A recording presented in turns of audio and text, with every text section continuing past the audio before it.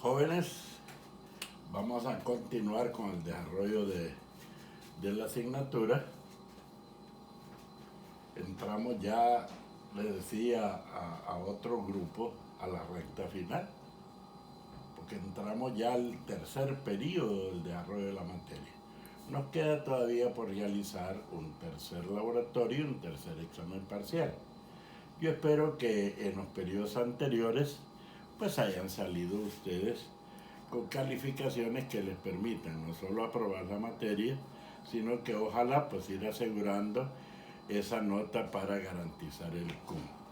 Pero aparte de ello, sin olvidar también, porque no se trata solo de ir obteniendo las notas que nos permitan pasar la materia, que eso es importante, y todos los estudiantes, cuando lo hemos sido algunos, y hoy que ustedes lo son, estamos preocupados por pasar la materia, y qué bueno, pero tenemos que pensar en que algo hay que aprender.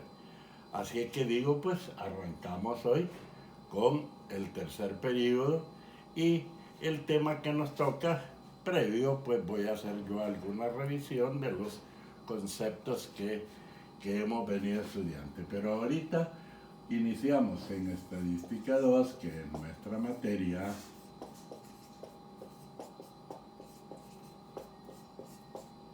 con un tema que es bien importante.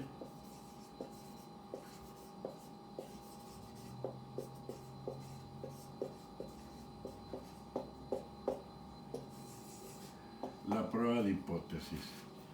Yo tengo la impresión que algo de esto se estudió allá en Estadística 1, pero si no, pues ya lo recordaremos, lo refrescaremos. Antes de esta unidad, estábamos estudiando lo que era el muestreo, pero por supuesto que el muestreo dijimos que era tan importante por el hecho de que las poblaciones a veces o son infinitas o son finitas pero demasiado grandes, y entonces nosotros no podemos darnos el lujo de investigar cualquier situación, fenómeno o problema a toda una población. Entonces para ello necesitamos seleccionar, escoger pues a una parte de esa población, y a ese procedimiento que consiste en seleccionar una parte de toda la población se le llama muestreo. Y vimos, por supuesto, que existen diferentes tipos de muestreo, diferentes formas de escoger esa muestra. Pero antes yo quise hacerles un repaso también, y me agradó el hecho de que alguien se había interesado a tal grado que me estuvo haciendo preguntas. Pero hubo una primera parte antes de definir exactamente qué era el muestreo, que yo les dije que era para cuando les tocara realizar alguna investigación de cátedra o dentro de la materia métodos de investigación, si es que la tienen, o allá cuando ya egresaran y tuvieran que iniciar su proceso de graduación. Como no se puede estudiar a toda la población, ya dije, por motivos de tiempo, por motivos económicos, entonces se escoge alguna muestra. Ahora, no debemos de perder de vista dos cosas. Una de ellas es que la muestra que se escoja, que se seleccione, debe de ser lo más representativa que se pueda de la población, porque las conclusiones a que vamos a llegar al estudiar una muestra, después las vamos a generalizar a toda la población. De ahí que es necesario que sea bien representativa. Y luego necesitamos determinar cuál va a ser el número de elementos que van a conformar esta muestra. Y entonces ahí yo les di algunas fórmulas y por supuesto con algunos datos los procedimientos para calcularlas, tanto para poblaciones conocidas, les decía, como para poblaciones desconocidas. Vimos las fórmulas, vimos qué significaba cada uno de los elementos de esa fórmula, y por supuesto pusimos algunos ejercicios ya con valores numéricos, determinando el número de elementos que habían de conformar esa muestra.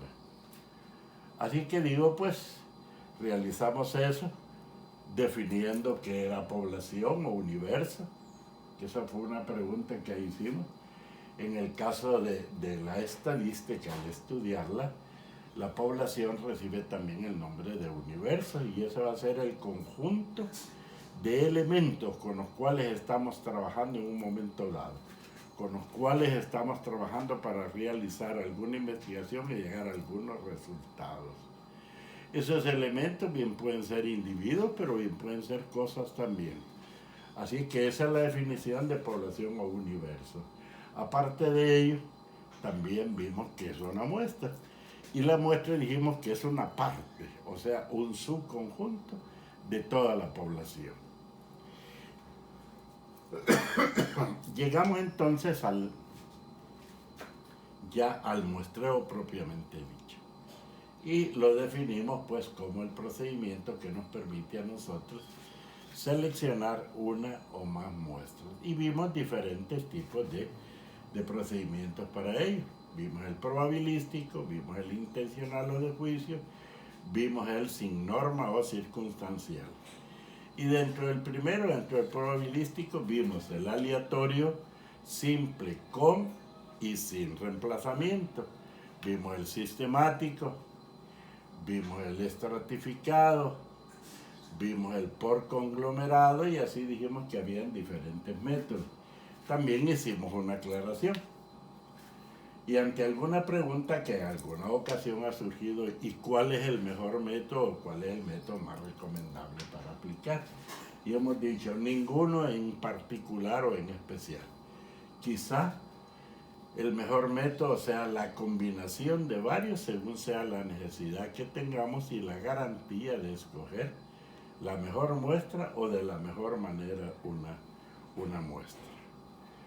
Luego vimos cómo también podíamos llegar nosotros, y era otra parte de lo que estudiamos, cómo podemos llegar a determinar una media poblacional a partir de una media muestral.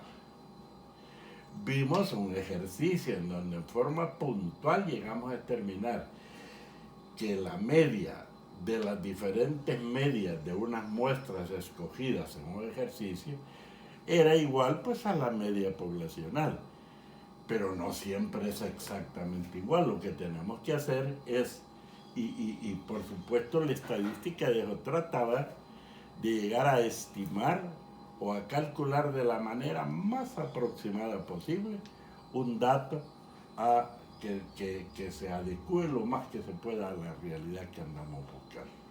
Lo ideal, por supuesto, a la hora de realizar una investigación es estudiar a toda la población, pero como no siempre es posible, entonces por eso se escoge una muestra. Y por eso decimos que debe de procurarse que esa muestra sea lo más representativa que se puede de la población. En un ejercicio ahí, de una población pequeña, nos dijeron que calculáramos la media de esa población, que seleccionáramos muestras de cierto tamaño. En este caso fue, la población eran 6 elementos, 6 trabajadores de una pequeña fábrica, y que escogiéramos muestras de tamaño 2. Claro, escogimos ahí, por supuesto, las muestras, nos recordamos de un tema que habíamos estudiado, las permutaciones y las combinaciones que las definimos en su momento como arreglos que existían de 2 o más elementos de un conjunto. Vimos las permutaciones, pero luego dijimos, en el caso de las permutaciones, el orden en que aparezcan los elementos cuenta. Y decíamos, no es lo mismo una muestra AB que una muestra BA. ¿Por qué razón? Porque el orden importa.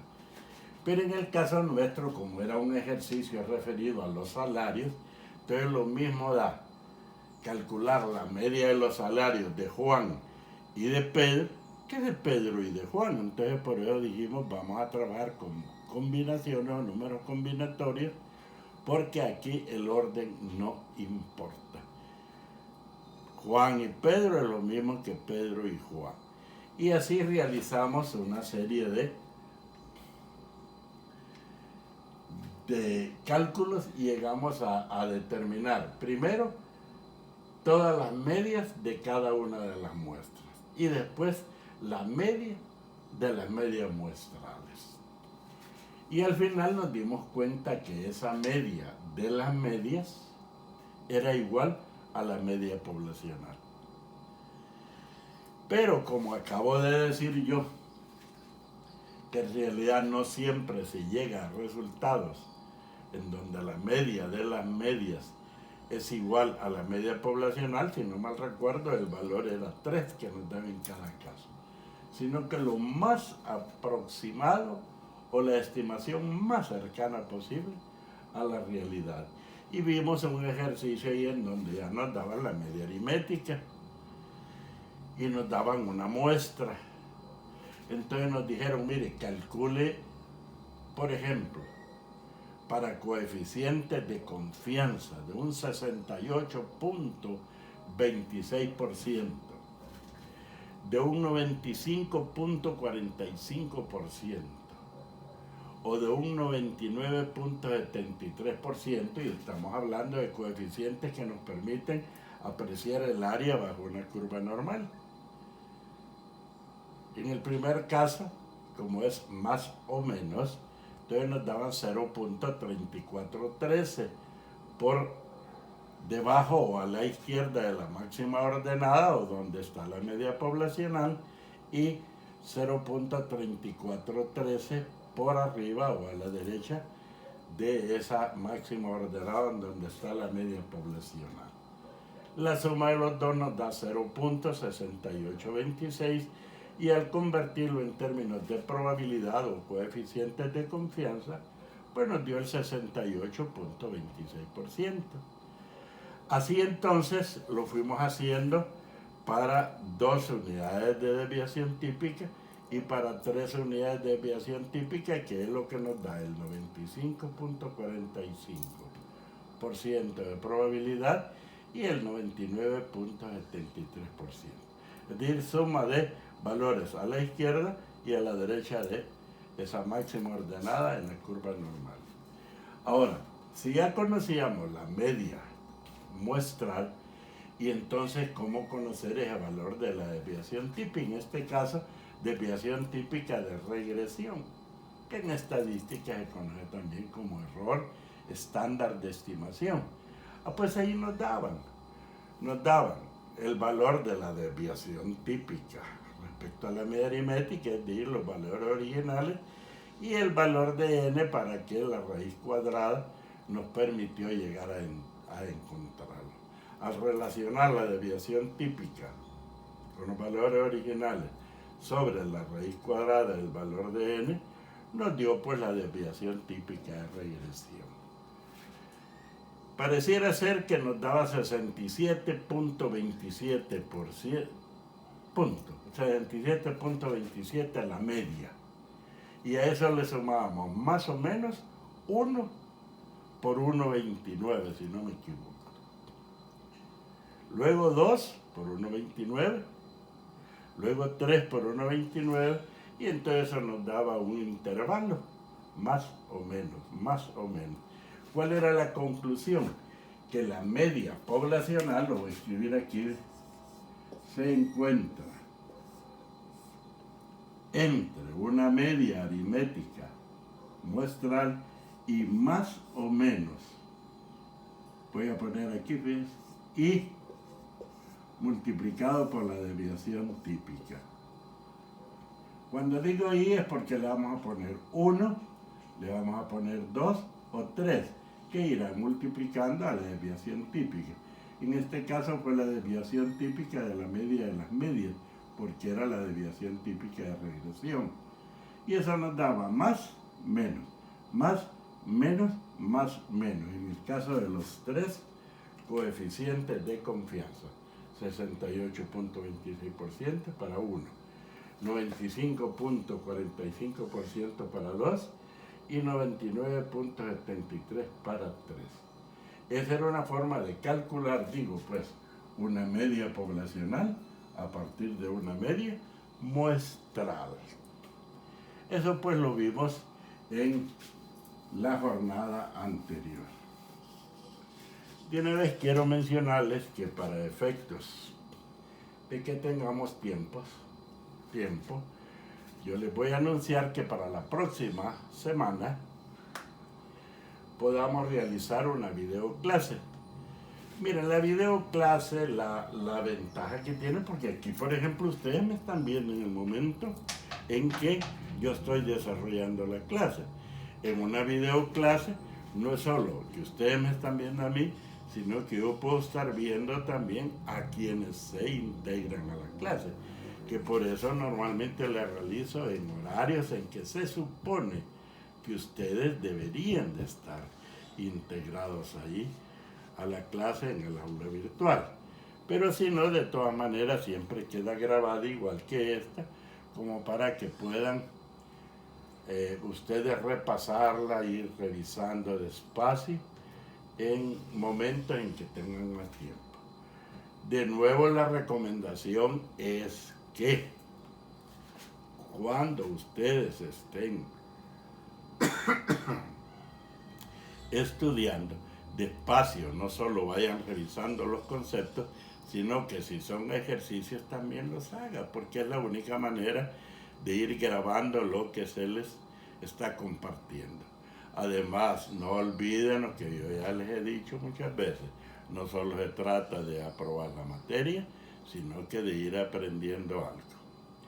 Bueno, entonces en esta ocasión vamos con la presentación y vamos a ver lo que son las pruebas de hipótesis. Previo a lo que es la prueba de hipótesis, porque vamos a ver qué son hipótesis y los diferentes métodos que hay para poder probarlas. Sin embargo, vamos a recordar algo que hemos estado estudiando, porque es en términos de eso que vamos a estar estudiando. ¿Y cuál es eso que vamos a repasar? La probabilidad. Ustedes recordarán que vimos una definición clásica de probabilidad y dijimos que la probabilidad, la definición clásica, insisto, es la relación entre el número de casos favorables y el número de casos posibles de que un acontecimiento suceda. Por supuesto que por 100, porque normalmente las probabilidades se expresan en porcentajes. Quisiéramos tener una definición así no clásica, sino que de dominio de todo el mundo. ¿Qué es probabilidad? Es la posibilidad de que algo pueda o no suceder. Fíjense que cuando se pone un poquito oscuro el cielo, nosotros decimos, este día probablemente va a llover. Probablemente va a llover. No estamos muy seguros, porque lo que estamos diciendo es que existe la posibilidad que más tarde esas nubes que están en el cielo puedan descargar agua. Sin embargo, aquí sí ya estamos viendo una definición un poquito más seria y por eso le llamamos definición clásica. Vamos a recordar haciendo un ejercicio. Y aquí tengo un ejercicio a la mano. Dice, si lanzo un dado, fíjese bien, si lanzo un dado, ¿cuál es la probabilidad de que ese dado caiga? Un número impar que sea mayor o igual a 3. Fíjense. ¿Cuál es el espacio muestral? Recordando los conceptos a la hora de lanzar un dado. Que la posibilidad es que la cara que caiga sea 1, 2, 3, 4, 5 o 6. Esas son todas las posibilidades, todos los resultados posibles. Pero que la cara caiga primero, que la cara sea un número impar. Que sea mayor o igual que 3. Impar. Solo tenemos 3 y 5. Porque está el 4 y está el 6, pero ellas no son impares. Entonces, ¿cuál sería la probabilidad? Pues nada más 2 de 6. Simplificado, 1/3, 0.33 o el 33.33%. Ese es el concepto o la definición clásica que hemos visto de probabilidad. Número de casos favorables, en este caso, número impar, mayor o igual que 3. Igual que 3, 3. Mayor que 5, hasta ahí nomás 2. ¿De cuántos resultados posibles? De 6, porque 6 son las caras del dado. 2/6, 1/3 o la expresión ahí. Esta es la definición que hemos visto de probabilidad. ¿Por qué lo estamos revisando? Y nada más con un ejercicio así, pues sencillo. Porque en términos de eso, vamos a poder responder a qué es una hipótesis y las diferentes clases de hipótesis. Supongan ustedes que sobre ese mismo ejercicio nos dijeran cuál es la probabilidad de que obtengamos un número mayor o igual que 2 y menor que 6. Mayor o igual que 2 y menor que 6. Miren, 2, 3, 4, 5. Porque dice menor que 6. Entonces son 4. ¿De cuánto? De 6. Si acaso fuéramos a simplificar, sacando mitad nos queda 2/3. O sea, 0.66.67. O sea, 66.67%. Y así podríamos encontrar una serie de valores.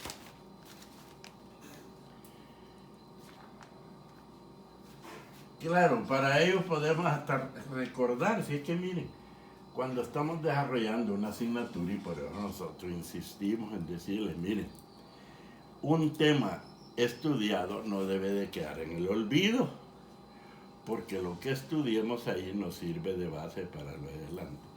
¿Se recuerdan ustedes que decíamos nosotros en determinado momento un suceso es una probabilidad de éxito?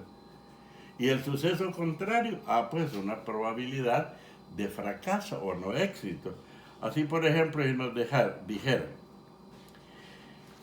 que cuál es la probabilidad en el ejercicio ese que estamos analizando, lanzamiento de un dado, ¿cuál es la probabilidad de que caiga una cara que sea par? Fíjense, 2, 4, 6. ¿De cuántos casos posibles? 6. Entonces serían 3 de 6, o sea, un medio, o sea, 0.5, o sea, 50%.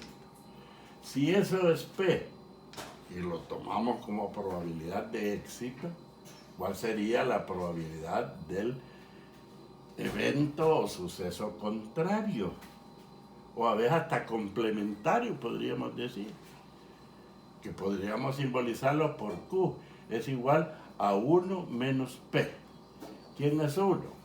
Bueno, puede ser 100% y lo estamos viendo en términos de porcentaje. Si nos dio 50% el hecho de que cayera par, quiere decir que el evento contrario es que no caiga par. Y si no cae par, pues es impar. 1 menos 0.5, que sería Q, ¿eh? Q igual 1 menos 0.5, que sería P, ¿no? Cosa. Nos da que Q es igual a 0.5 también, o sea, al 50%. De tal suerte que vea usted cómo se van entrelazando unas cosas con otras. Pues bien, recordando entonces esas cosas, vamos ahora a definir qué es una hipótesis. Y vamos a decir que una hipótesis es una suposición o conjetura. Fíjense, es una suposición, me voy a detener un poquito.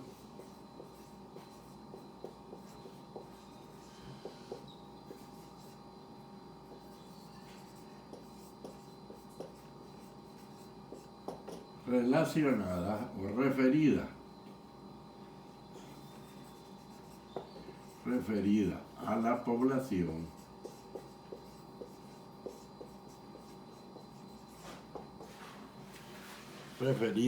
población y que por supuesto estamos tratando de llegar a determinar la validez para ver si aceptamos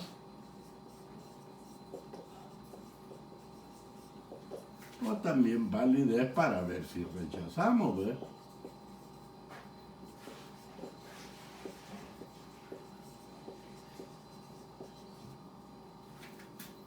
Eso es lo que podemos decir de una hipótesis.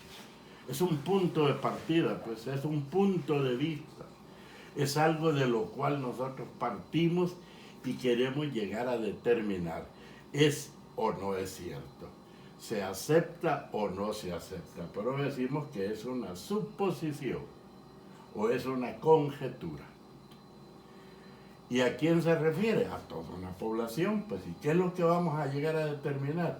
La validez de esa suposición que estamos estableciendo nosotros. ¿Y cuál es la importancia de llegar a determinar si es válida o no?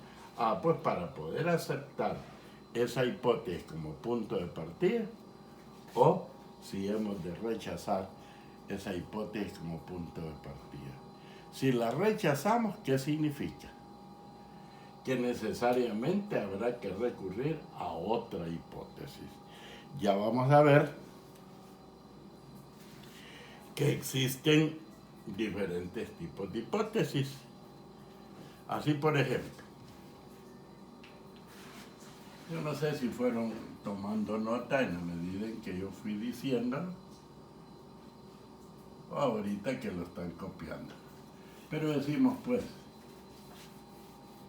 y amparados en lo que acabamos de decir, aquellas hipótesis que se establecen con el propósito de su posible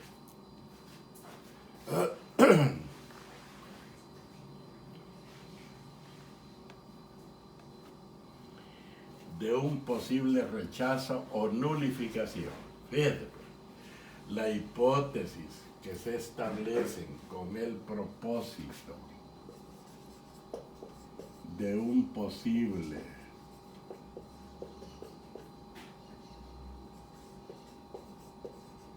rechazo o nulificación reciben el nombre de hipótesis nula y se simboliza por H sub O. Se establecen con el propósito de un posible rechazo o nulificación.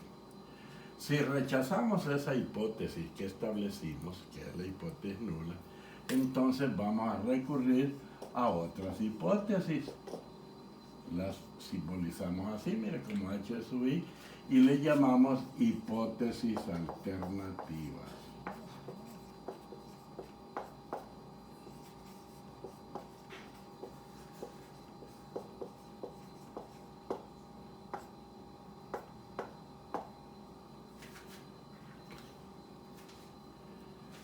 Ya vamos a ver que hay una forma así general para establecer la hipótesis nula y que si rechazamos esa hipótesis, pues tendremos que pensar en otra hipótesis, en otro criterio, en otro punto de partida. Ahora, hay varios métodos para probar hipótesis. Ahora, ¿de qué serviría que yo les dé un montón de métodos si van a terminar sin entender ninguno de ellos? Entonces vamos a ver uno de ellos con su fórmula, procedimiento, hasta llegar a determinar el valor en forma así sencilla y concreta. Y eso nos va a permitir, una vez hayamos nosotros establecido nuestra hipótesis nula, después de un proceso que yo ya lo voy a explicar, llegar a decir, aceptamos o rechazamos esa hipótesis. Pero digo, ya lo vamos a ver. Y a ese método más sencillo, más concreto para prueba de hipótesis, le vamos a llamar chi cuadrada. Y se simboliza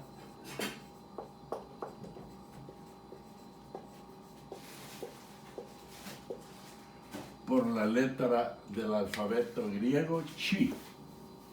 Es la X en el alfabeto español, ¿verdad? Pero aquí en el alfabeto griego se llama chi. Algunos le llaman chi. elevado al cuadrado. Chi cuadrado, y algunos le llaman Ji, con J, ¿va? Ji cuadrado.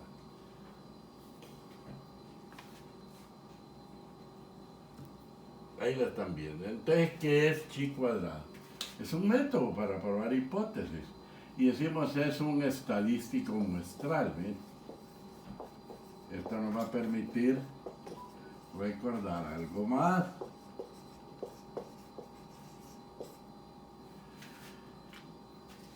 Y en la jornada anterior lo dijimos. ¿A qué se le llama estadísticos? A las medidas referidas a una muestra. Así, por ejemplo, X barra es una medida aritmética de una muestra. Mu es una media aritmética referida a la población. S, desviación típica de una muestra. Y sigma, una desviación típica de una población. Entonces, en este caso, chi cuadrado, como está siendo calculado en base a una muestra, vamos a decir que bastaría, fíjense, con solo decir que es un estadístico, porque desde el momento en que decimos que es un estadístico, ya sabemos que se refiere el estudio a una muestra, pero por aquello de que no lo perdamos de vista, decimos chi cuadrado es un estadístico muestral. Ahora, ¿para qué nos sirve? Para poder llegar a determinar, fíjese, la importancia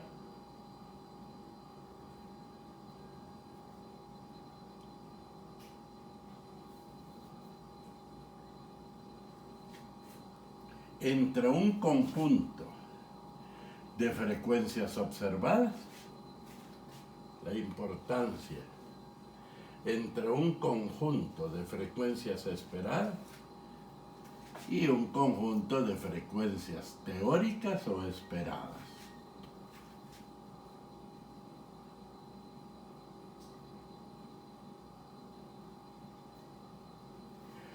Voy a explicarlo así, en una forma sencilla, después ya lo vamos a ver en ejercicio. ¿Qué tal si yo tengo una moneda y yo lanzo 20 veces esa moneda? Yo teóricamente yo espero que caigan 10 caras y 10 coronas o cruces. Eso es lo que teóricamente yo espero. Sí, pero si voy lanzando la moneda una vez y otra vez y voy apuntando qué es lo que va cayendo, si cara o cruz o corona, a lo mejor voy a llegar a determinar que me cayeron 12 caras y 8 coronas o cruces. Quiere que la frecuencia observada fueron 12 y 8, mientras que las teóricas esperadas fueron 10 y 10. Entonces eso me va a permitir a mí, en base a otro fenómeno, no es simplemente el lanzamiento de una moneda. Fíjense que por la tendencia que estamos viendo aquí, y si siguiéramos exactamente las recomendaciones que nos están dando, de estar en casa si no tenemos nada que salir a hacer, si guardamos las diferentes medidas que nos han recomendado, mascarilla, distanciamiento social, lavarnos frecuentemente las manos, procurar no andar tocando distintas superficies externas. Entonces, vamos a suponer que nos dieran cuál es la probabilidad de que el 2021 ya no haya COVID-19. Pues podríamos decir, pues, 50% que hay, 50% que no haya. Así, pero eso tendremos que verlo en base a lo que se vaya presentando o a la tendencia que vaya manifestando cada día, cada semana, cada mes, para ver con qué arrancamos el 2021. Entonces, a la diferencia entre lo que esperamos y lo que vayamos observando, a eso le vamos a llamar chi cuadrada. Y si al final dijimos nosotros, no, por Dios, el valor de chi cuadrado nos dio un valor tal que rechazamos esa hipótesis de que no existía diferencia entre lo que observamos y lo que esperábamos, pues vamos a tener que recurrir a otra hipótesis. Así que digo, pues, eso es chi cuadrado, que es el método que vamos a estudiar. Hay varios métodos, como por ejemplo la diferencia de medias o la diferencia de proporciones, varios métodos. Sin embargo, nos vamos a contentar con uno, procurando entenderlo y dominarlo. Ahora, hay una fórmula, pero les digo yo que es un valor. Hay una fórmula para llegar a calcular, pues, el valor de chi cuadrado. Chi cuadrado va a ser igual a la sumatoria de la diferencia de la frecuencia observada menos la frecuencia esperada se le baja al cuadrado sobre E. Pero existe otra forma de expresarlo. Siempre chi cuadrado, ¿ves? La sumatoria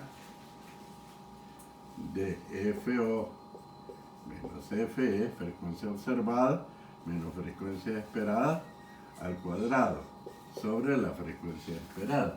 Esa es la misma fórmula, solo que estamos escribiéndola de diferente manera.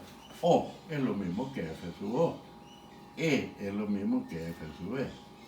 Sin embargo, hay otra fórmula y vamos a ver el despeje de ellos, recordando algo que veíamos en el binomio de Newton. Que usted en matemática lo estudia, por ejemplo, ¿a qué es igual F sub O menos F sub E al cuadrado? Es el cuadrado de la diferencia de dos variables. Pues igual al cuadrado del primero, menos 2 veces el primero por el segundo, ¿ven? Más cuadrado del segundo. Si eso es así, quiere decir que chi cuadrado va a ser igual, sumatoria de, en lugar de poner FO menos FE al cuadrado, voy a poner, mire, FO al cuadrado menos 2FO por FE más F al cuadrado. Si es sobre FE, si es sumatoria de todo eso, quiere decir que cada uno de los términos que están en el numerador va sobre el que esté en el denominador. Veamos entonces, pues. Esto va a ser igual a la sumatoria de FO al cuadrado sobre FE menos 2 veces la sumatoria de FO sobre FE sobre FE. El 2, como es un número, una constante, lo hemos sacado. Más la sumatoria de FE al cuadrado sobre FE. Recuérdense que si la sumatoria es de toda esta expresión, quiere decir que es la sumatoria de cada término. Si usted se fija, podemos simplificar. Miren, este FE, yo lo puedo simplificar con este FE. Está en el numerador multiplicando y está en el denominador que está dividiendo. Lo mismo acá, ¿ve? FE al cuadrado es como que estuviera yo FE por FE sobre FE. Entonces voy a simplificar uno de ellos con el denominador. ¿Qué es lo que nos va a quedar acá? Miren, chi cuadrado es igual a la sumatoria de FO al cuadrado sobre FE menos 2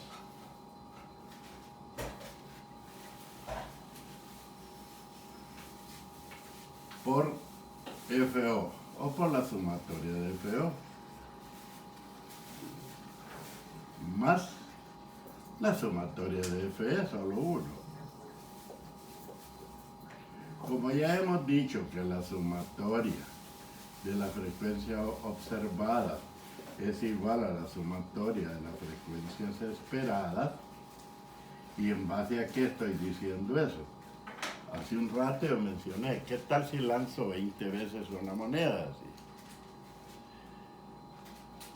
Yo teóricamente espero que me caigan 10 caras y 10 cruces. Pero si voy observando cada lanzamiento, dijimos, a lo mejor nos caen 12 caras y 8 cruces. Pero si usted suma 10 más 10, 20, y 12 más 8, 20. Quiere que la suma de frecuencias observadas es lo mismo que frecuencias esperadas. Y si a eso le agregamos que además la suma de frecuencias es igual a n, usted recordará que en estadística general hemos dicho, la suma de frecuencias es igual al total de frecuencias, n mayúscula, en la población. Por ende, entonces, quiere decir que chi cuadrado es igual a la sumatoria de FO al cuadrado sobre FE. Bueno, mire, si tengo menos 2 FO más una FE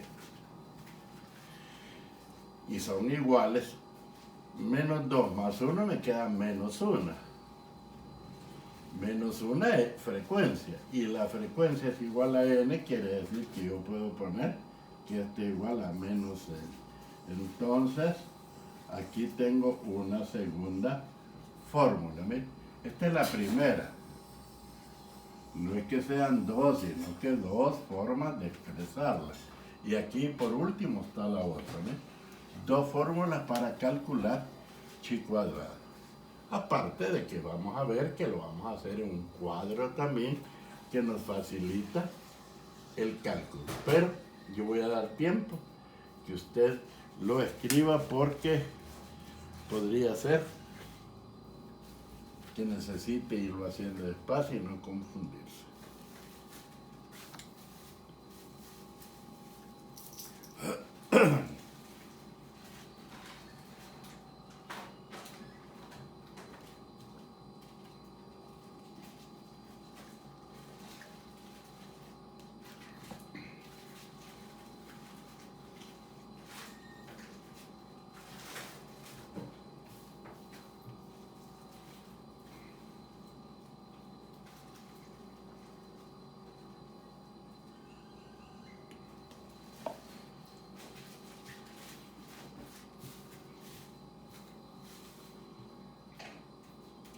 Bueno, vamos a ver un ejercicio para aplicar esta fórmula.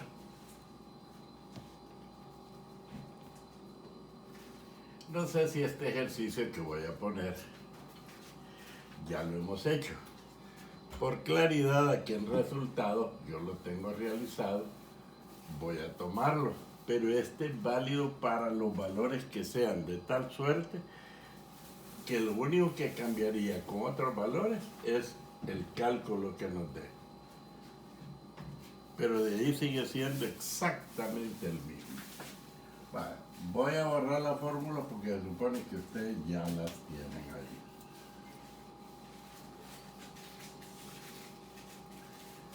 Digo, pues seguimos. Puede ser con un ejercicio con un dado, que son 6 caras, valores para lo que yo observo, lo que yo espero. Lanzamientos de una moneda para ver lo mismo, qué cara cae. Puede ser el número de, o el tamaño, por ejemplo, de un determinado objeto, ¿va? Grande, mediano, pequeño. Puede ser el hecho de los números dígitos que son del 0 al 9, 10, para ver cuántos hay, etcétera. Entonces lo único que cambiaría, digo, pues, aclaro, es el cálculo, pero de ahí el procedimiento es exactamente el mismo. Así que digo, vamos a ver. En el lanzamiento en 200 lanzamientos de una moneda se observan 115 caras y 85 coronas.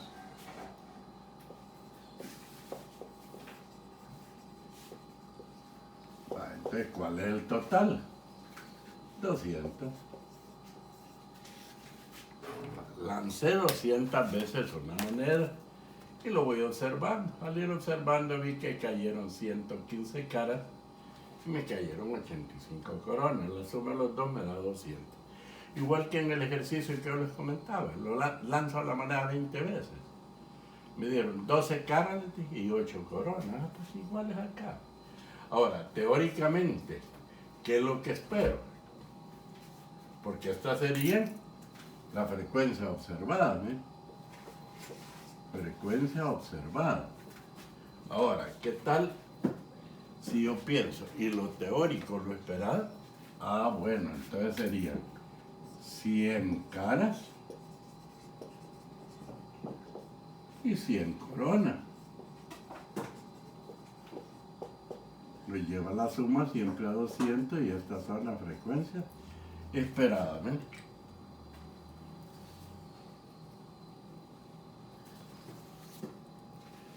Ahora, con esa información del ejercicio, yo puedo hacer un cuadro con varias columnas. Si digo, aquí están las casillas, y le puedo poner casilla 1 y casilla 2. Frecuencias observadas, mire, 115 y 85. Porque la frecuencia 1 son caras y la frecuencia 2 son coronas.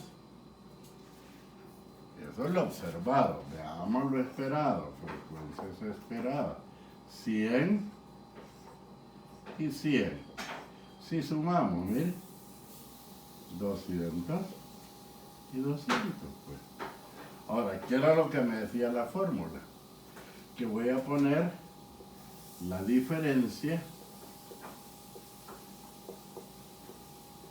elevada al cuadrado. La diferencia primero, después pongo la otra casilla. 115 menos 100, 15. 85 menos 100, menos 15. Siguiendo la fórmula, FO menos FE al cuadrado. 15 por 15, 225. Menos 15 por menos 15, menos por menos da más, se me convierte en positivo, 225. Vamos a la siguiente columna y ponemos FO menos FE al cuadrado sobre FE. Entonces vemos, miren, 225 sobre 100. 225 sobre 100. ¿Qué es lo que nos da? Miren, 2.25 y 2.25, que es la sumatoria. Por ende, chi cuadrado, que es la suma, nos da 4.50.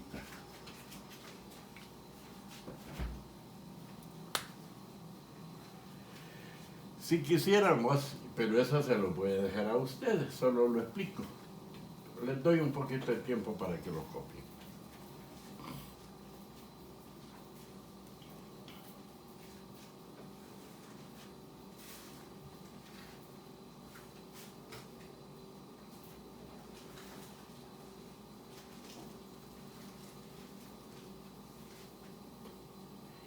En este cuadro, pues hemos aplicado, digo, la primera fórmula, que es la sumatoria de la frecuencia observada menos la frecuencia esperada elevada al cuadrado sobre la frecuencia esperada. Es la primera fórmula. La desarrollamos en este cuadro y mire que chi cuadrado nos dio 450.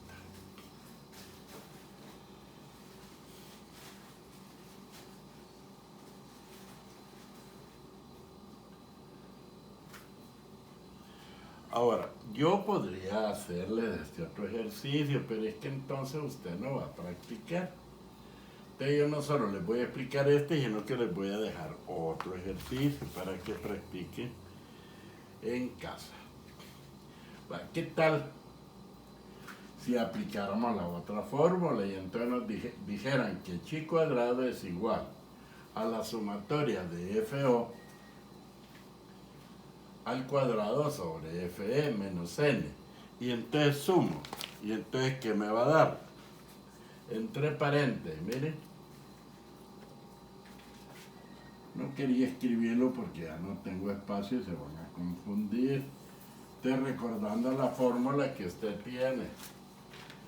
Sumamos 115 al cuadrado sobre 100 más 85 al cuadrado sobre 100, porque es la sumatoria de frecuencia observada sobre frecuencia esperada.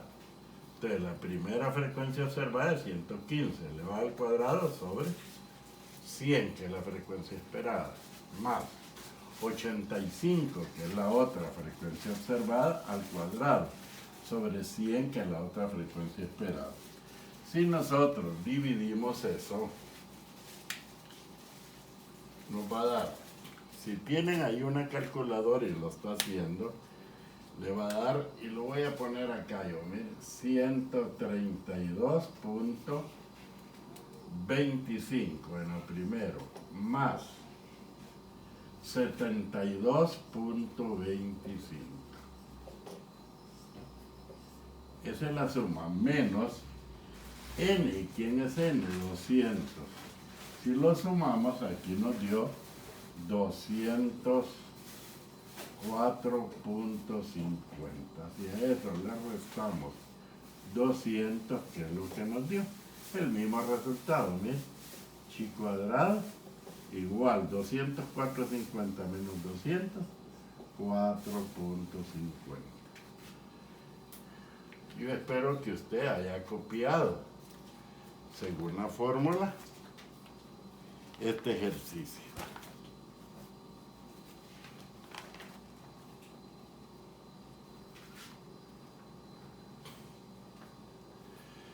Fíjese, aquí es la resultante de FO, o sea, 115 al cuadrado, sobre FE, o sea, 100, más FO al cuadrado, y FO, ¿cuánto es? 85 al cuadrado, sobre FE, que es 100, entonces me da los valores 132.25 más 72.25. La suma de esos dos, sumando, me da 204.50, menos n, o sea, el total de frecuencia, que es 200. Mire, llegamos al mismo resultado.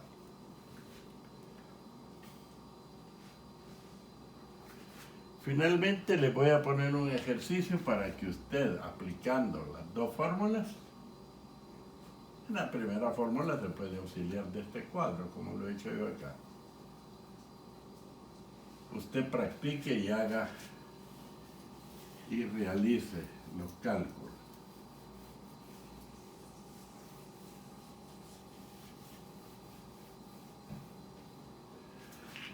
En la próxima jornada vamos a ver una manera de interpretar estos resultados.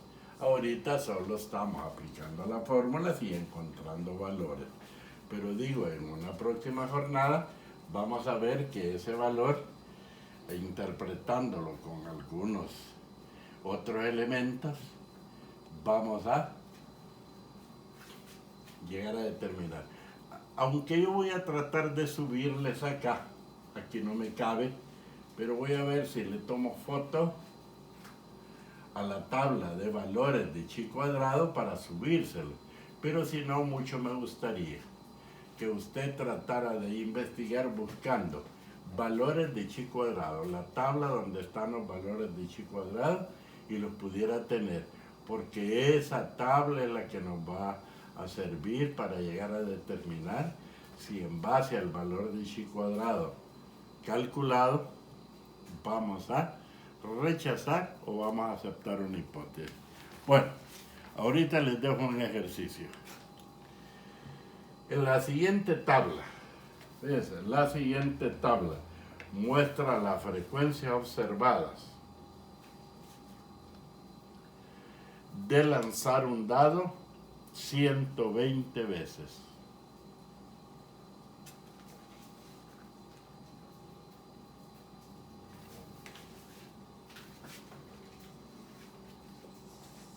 Fíjense, pues en esta tabla que les voy a poner acá, están los resultados, caras y frecuencias observadas ¿Cuáles son las caras de un dado? 1, 2, 3, 4, 5, 6 y por supuesto el total. Al lanzar ese dado, fuimos observando y nos cayeron 25 veces la cara 1, 17 veces la cara 2, 15 veces la cara 3, 23 veces la cara 4, 24 veces la cara 5 y 16 veces la cara 6. La suma total son 120. Mire, 120 lanzamientos de helado. ¿Qué es lo que nos piden? Calcular, con esa información, calcular chi cuadrado, haciendo uso de las dos fórmulas. Recordándole nada más. Fíjese, si usted hace la otra cara, la otra tabla, mejor dicho, puede poner caras. Siempre del 1 al 6. Pone frecuencias esperadas. Y va a ser 20, 20, 20, 20, 20 por 6, 120. ¿no? Entonces, va a poder ocupar la tabla que yo le mencioné, frecuencia observada. 1, 2, 3, las casillas van a ser 6. Y ahí la frecuencia esperada hasta hacer el cálculo. Así que digo, pues, este es el ejercicio que les queda para que ustedes puedan hacerlo en casa. Cópienos, por favor. Un minutillo. Y yo espero que lo hagan, porque solo practicando, solo haciéndolo va a poder usted llegar a determinar, ¿puedo o no puedo calcularlo? Para después venir la interpretación. En la próxima jornada, yo espero que sea en las próximas semanas, vamos a interpretar el valor de chi cuadrado para ver si aceptamos, rechazamos hipótesis, cuando se trate de una muestra o cuando se trate de más de una muestra o más de una característica de una muestra. Así que yo espero que ustedes sepan realizarlo y si tienen alguna duda, pues para eso estaremos ahí para solventarlas.